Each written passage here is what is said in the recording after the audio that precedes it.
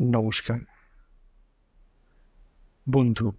এই ভিডিওটি আপনার ফিডে এসেছে, তার মানে হলো এই প্রকৃতি চায় না যে আপনি আর খুব বেশি দিন দুঃখের মধ্যে দিয়ে যান।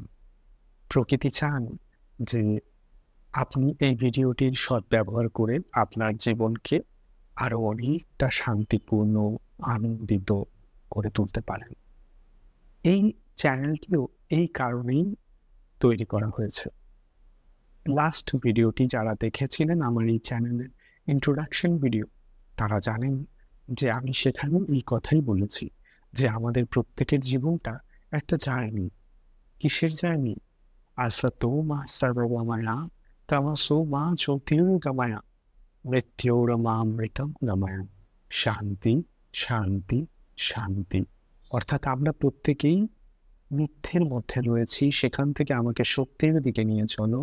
আমাকে অন্ধকারের থেকে আলোর দিকে নিয়ে চলো। আমাকে মৃত্যু থেকে অমৃতের দিকে নিয়ে চলো। বন্ধু, এই হচ্ছে ঋষি বাক্য।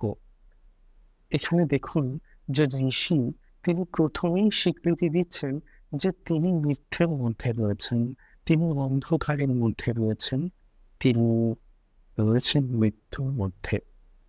দেখুন, আমরা প্রত্যেকেই এটা জানি যে আমরা মিথ্যের মধ্যে রয়েছি, আমরা অন্ধকারের মধ্যে রয়েছি, আমরা মৃত্যুর মধ্যে রয়েছি, আমাদের মৃত্যু একদিন হবেই। কিন্তু আমরা কি ভেতর থেকে এটাকে অ্যাকসেপ্ট করি?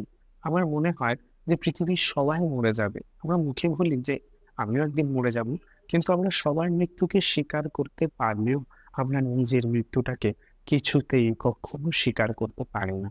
বাইরে বলি, কিন্তু অন্তরে আমাদের অনেক চেষ্টা থাকে নিজেকে বাঁচিয়ে রাখার, অনেক চেষ্টা থাকে।